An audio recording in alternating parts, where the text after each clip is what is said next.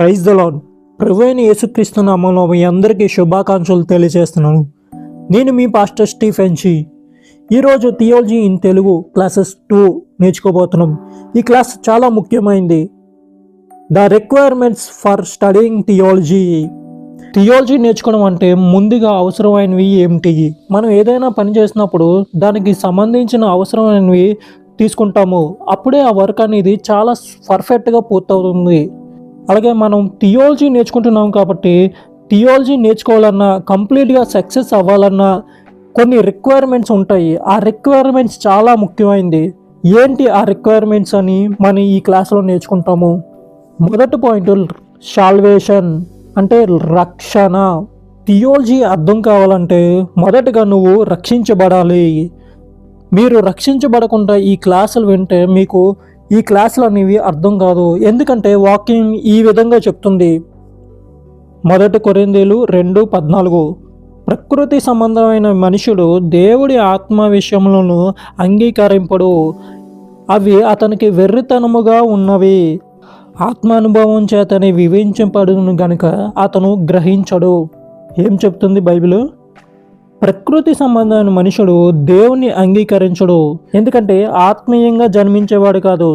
ఇంకా సింపుల్గా చెప్పాలంటే రక్షణ పొందని వ్యక్తి అని అర్థము. రక్షించబడిన వ్యక్తి ఆత్మ సంబంధమైన వ్యక్తి కాబట్టి గ్రహించగలడు. మరి రక్షణ పొందాలంటే ఏం చెయ్యాలి? దీని గురించి బైబిల్లో ఏమైనా ఉందా అంటే ఎస్ ఉన్నది. మనం ఏంటో చూద్దాం. అపోస్తలుల కార్యాలు 16:30. వారిని వెలుపలికి తీసుకొని వచ్చి, అయ్యలారా, మేము రక్షణ పొందడానికి మేమేమి చేయగలము? ఇది మన ప్రశ్న, $1 మిలియన్ ప్రశ్న. అసలు రక్షణ పొందాలంటే ఏం చెయ్యాలి? ఇప్పుడు చాలా అన్యజనులకి ఇదే ప్రశ్న ఉంటుంది. దాని కింద వాక్యం చూద్దాం. అందుకు ప్రభు అయిన యేసుక్రీస్తునందు విశ్వాసం ఉంచుము, అప్పుడు నీవును నీ ఇంటి వారును రక్షణ పొందుతారని చెప్పాను. ఏంటంట? రక్షణ పొందాలంటే ఏం చెయ్యాలి? ప్రభు అయిన యేసుక్రీస్తు మీద నమ్మకం ఉంటే రక్షణ పొందుతాము. అతని మహిమను మనం పొందడానికి అర్హులమా? చూద్దాం బైబిల్లోని. రోమీయులు 3:23. ఏ భేదము లేదు, అందరూ పాపం చేసి దేవుని అనుగ్రహించే మహిమను పొందలేకపోతున్నారు. ఏ భేదము లేదు, అందరూ పాపం చేసేవారమే. మనం అందరిలోని ఏదో ఒక చిన్న పాపమైనా ఉంటుంది. ఆ పాపం వల్లే దేవుడు అనుగ్రహించే మహిమను మనం పొందుకోలేకపోతున్నాము. కొంతమంది ఇదే విధంగా అంటారు, నేను ఎన్నో మంచి పనులు చేశాను, ఎన్నో పుణ్యకార్యాలు చేశాను, నేను చాలా మంచివాడిని అని అనుకుంటారు. ఆ తప్పుని నువ్వు తెలుసుకోలేకపోతే ఆ పాపం వల్ల జీతం ఏంటో తెలుసా? రోమీయులు 6:23. పాపం వల్ల వచ్చే జీతము మరణము. పాపం వల్ల దేవునికి దూరం అవుతాము. పాపం వల్ల వచ్చే జీతము మరణము. ఇక్కడ మరణం అంటే సాధారణ మరణం ఉంటుంది, రెండవ మరణం కూడా ఉంటుంది.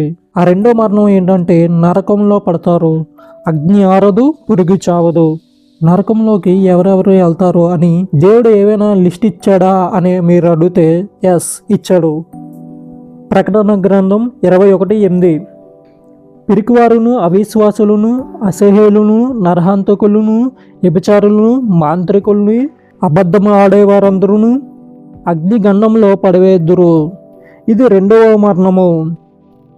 మనం ఎన్ని కార్యాలు చేసినా, ఎన్ని పుణ్యకార్యాలు చేసినా, ఎంత మంచివాడైనా సరే ఏదో ఒక చోట ఈ లిస్టులోకి వచ్చేస్తారు. అది పిరికితనం కావచ్చు, లేదా అబద్ధం ఆడడం కావచ్చు. మనం ఎక్కడో దగ్గర తప్పు చేసి ఉంటాము. ఆ లిస్టులో చూస్తే ఏదో ఒక చోట్ల దాంట్లో మనము వచ్చేస్తాము. ఆ నరకాన్ని తప్పించడం మన వల్ల అయితే కాదు. మనంతటికి మనం ఆ నరకాన్ని నుంచి తప్పించుకోలేము.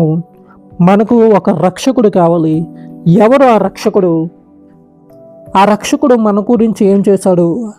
మత్తయి సువార్త 1:21. తన ప్రజల్ని పాపం నుండి ఆయనే రక్షించును కనుక ఆయన యేసు అని పేరు పెట్టవలెను. ప్రజలందరినీ పాపం నుండి రక్షించడానికి ఒక రక్షకుడు అవసరము. ఆ రక్షకుడు ఎవరో కాదు, ప్రభు అయిన యేసుక్రీస్తు అని ఈ వాక్యంలో చెప్పబడుతుంది. మరొక వాక్యం చూద్దాం. 1 తిమోతి 1:15. పాపులను రక్షించుటకు క్రీస్తు యేసు ఈ లోకానికి వచ్చును. యేసుక్రీస్తు ఎందుకు వచ్చారంట?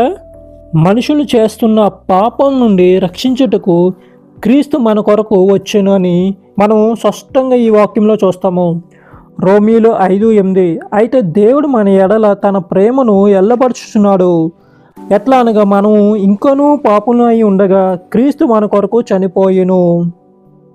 మనల్ని రక్షించడానికి క్రీస్తు ఏం చేశాడంటే మన కొరకు చనిపోయాడు. ఇక్కడ మనము అంటే మీకోసము, నా కోసము, మనందరి కోసము క్రీస్తు చనిపోయాడు. మనము పాపం చేసాము, ఆ శిక్షలు మనం అనుభవించాలి. కానీ క్రీస్తు మన శిక్షలకు తన మీద వేసుకొని సిలువలో యేసుక్రీస్తు ప్రాణం పెట్టారు. యేసుక్రీస్తు ఎందుకు మన కొరకు చనిపోయారు అంటే కేవలం నిన్ను నన్ను ప్రేమిస్తున్నాడు కనుక నీ కొరకు నా కొరకు చనిపోయాడు. ఇప్పుడు యేసుక్రీస్తు రక్షణ మీ కొరకు మా కొరకు సిద్ధపరచి ఉన్నది. అయితే ఆ రక్షణ పొందడానికి మనం ఏం చెయ్యాలి? అపోస్తల కార్యాలు 16:31. అందుకు ప్రభు అయిన యేసునందు విశ్వాసం ఉంచుము, అప్పుడు నీవును నీ ఇంటి వారును రక్షణ పొందుదారు అని చెప్పును. ఏంటండి? రక్షణ పొందడానికి ఒకటే మార్గము, విశ్వాసము. దేవుని పట్ల మనం విశ్వాసం కలిగి ఉండాలి.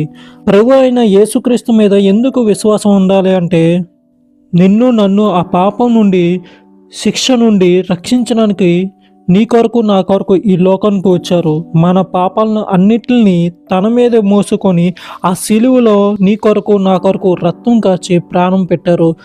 కేవలం నిన్ను నన్ను ఆ నరకం నుండి తప్పించడానికి అంత వేదనతో సిలువలో మరణించారు. తిరిగి 3వ దినమున లెగిశారు. ఇప్పుడు క్రీస్తు ఏంటంటున్నారంటే జస్ట్ బిలీవ్ మీ అంటే విశ్వాసించు. దేవుణ్ణి ఎలా విశ్వాసించాలి? యేసే దేవుడు, యేసే మనల్ని ఆ నరకం నుండి తప్పించిన వాడు, యేసయ్యే ఆ స్వర్గానికి వెళ్ళే మార్గము అని విశ్వాసిస్తే నీకు నాకు రక్షణ వస్తుంది. ఎఫెసీయులు 2:8. మీరు విశ్వాసం ద్వారా కృపచేతనే రక్షించబడుదురు, ఇది మీ వలన కలిగేది కాదు, దేవుని వరమే. యేసుక్రీస్తు నందు విశ్వాసం ఉంచితే నీకు రక్షణ కలుగుతుంది. యేసుక్రీస్తు మీద విశ్వాసం లేకపోతే నీకు రక్షణ అనేది ఉండదు. ఈ థియాలజీ అర్థం కావాలంటే ప్రకృతి సంబంధమైన వ్యక్తుల నుండి ఆత్మ సంబంధమైన వ్యక్తులుగా మారితే ఈ థియాలజీ అర్థమవుతుంది. మనం లాస్ట్ క్లాస్లో నేర్చుకున్నాం. సిస్టమేటిక్ థియాలజీలో ఏం చేస్తామని చెప్పుకున్నాము. బైబిల్లో ఉన్న ట్రూత్నంతా ఒకదానితో ఒకటి కంపేర్ చేస్తూ లాజికల్గా థింకింగ్ ఉపయోగించి ఒక మీనింగ్ఫుల్గా ప్రొజెక్షన్ చేయడమే సిస్టమేటిక్ థియాలజీ అని మనం నేర్చుకున్నాము. బైబిల్లో ఏం రాసిందో మీరు చదవకపోతే థియాలజీ క్లాసెస్ మీకు అర్థం కావడం సాధ్యం కాదు. నువ్వేదో జస్ట్ బైబిల్ చదివేసి వదిలేయడం కాదు, కానీ బైబిల్ని అధ్యయనం చేయాలి. కనీసం ఒక రోజుకి ఉదయం పూటలో 3 చాప్టర్లు, రాత్రి పడుకునే ముందు ఒక 3 చాప్టర్లు, మధ్యాహ్నం ఏదైనా ఖాళీగా దొరికినప్పుడు ఒక 3 చాప్టర్లు కీర్తనలు కానీ సామెతలు కానీ ధ్యానం చేయడం మంచిది. ఇలా కానీ చదివితే బైబిల్ 1 సంవత్సరంలోనే మీరు కంప్లీట్ చేస్తారు. కొంతమంది ఉన్నారు, మేము 20 రోజుల్లోనే బైబిల్ కంప్లీట్ చేస్తాము, 7.5 రోజుల్లోనే బైబిల్ కంప్లీట్ చేస్తాము అంటారు. స్పీడ్గా చదవడం ముఖ్యం కాదు, కానీ చదివేది ధ్యానించి అర్థం చేసుకోవడం ముఖ్యము. బైబిల్ని ఎలా చదవాలంటే ఓపెన్ మైండ్తో చదవాలి. అంటే మీ సొంత ఆలోచనలు చొప్పున బైబిల్ చదవకూడదు.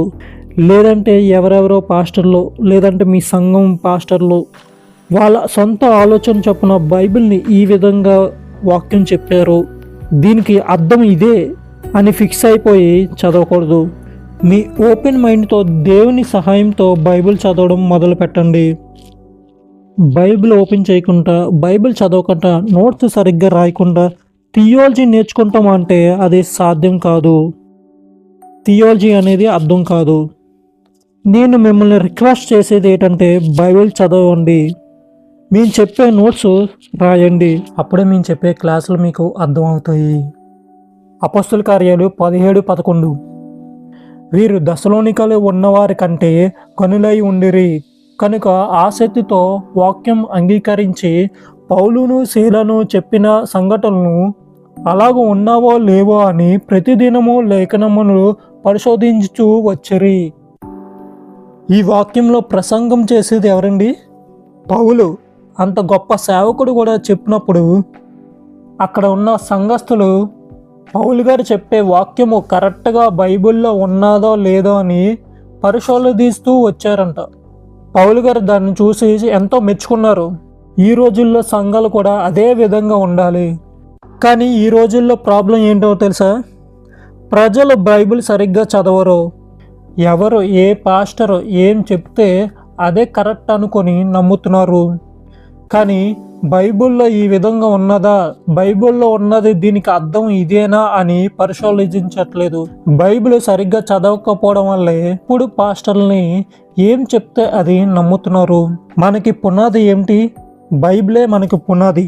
ఏ పాస్టర్ చెప్పినా సరే, నేను ఏది చెప్పినా సరే అది బైబిల్లో ఉన్నదా లేదా అని ప్రతిదినము కూడా మీరు పరిశోధించాలి. నేను చెప్పే క్లాసు కూడా మీరు వాక్యంలో ఉన్నదో లేదా అని పరిశోధించి నోట్స్ రాయాలి.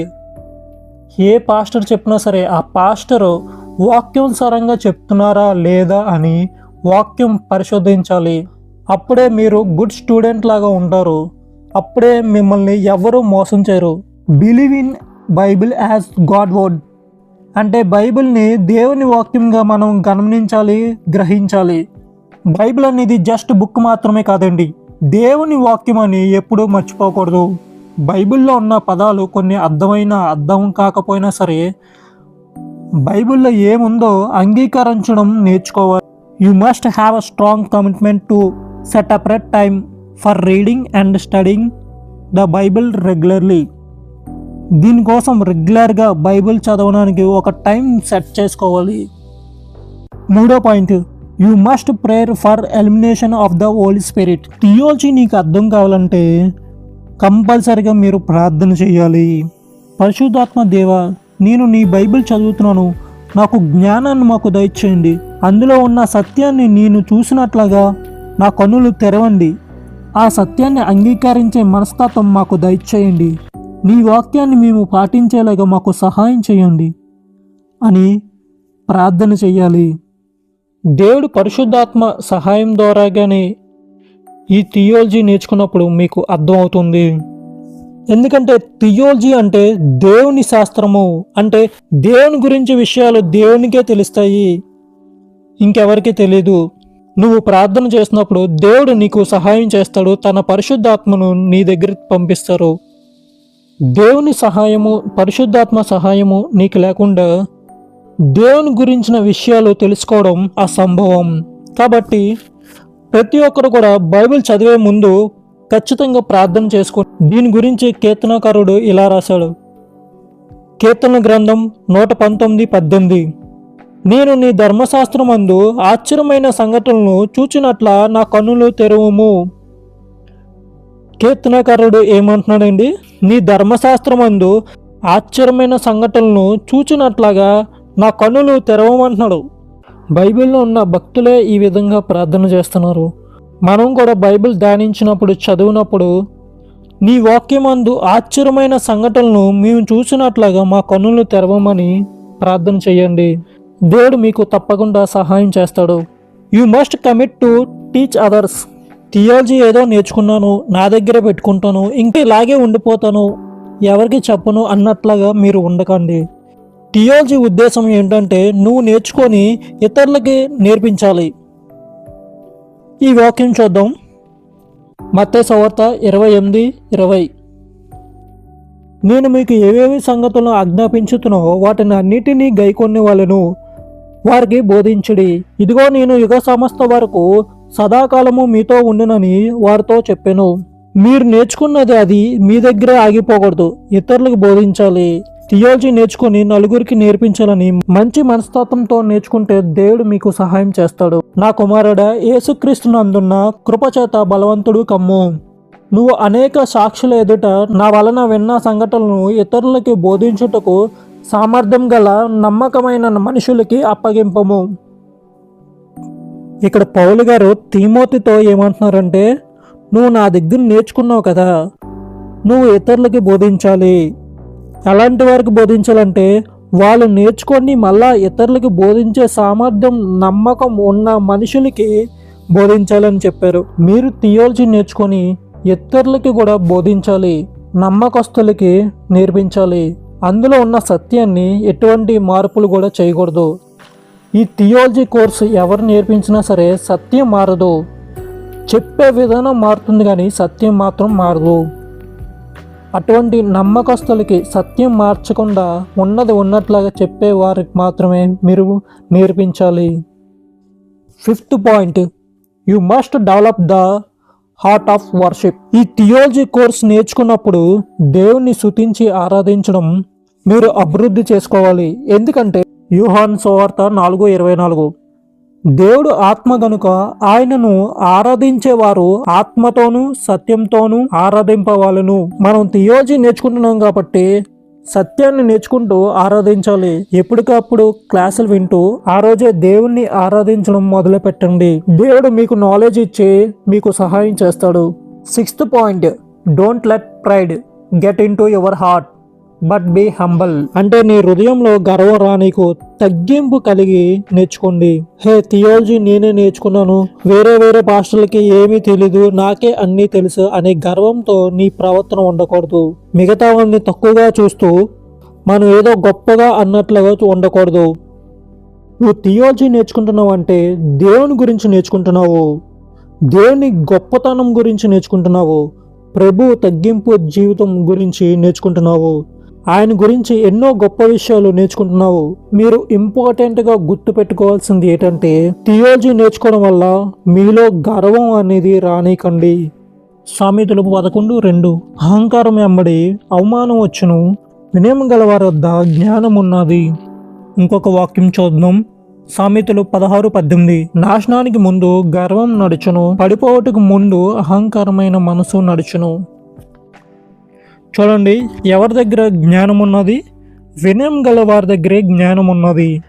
మీరు తగ్గింపు కలిగి వినయం కలిగి ఉంటే దేవుడు మీకు జ్ఞానాన్ని ఇచ్చి చక్కని ఆలోచనలు ఇచ్చి సరైన మార్గంలో మిమ్మల్ని నడిపిస్తాడు. మీ హోదా చూసుకోనో లేదా మీ జ్ఞానం చూసుకోనో అహంకారమైన మనసు కలిగి ఉంటే అది మీకు అవమానం తెస్తుంది. మీరు ఎంత ఎదిగినా సరే, ఎంత ఉన్నత స్థానంలో ఉన్నా సరే, ఎంత జ్ఞానం కలిగి ఉన్నా సరే, తగ్గింపు కలిగి ఉంటే దేవుడు మిమ్మల్ని హెచ్చిస్తాడు.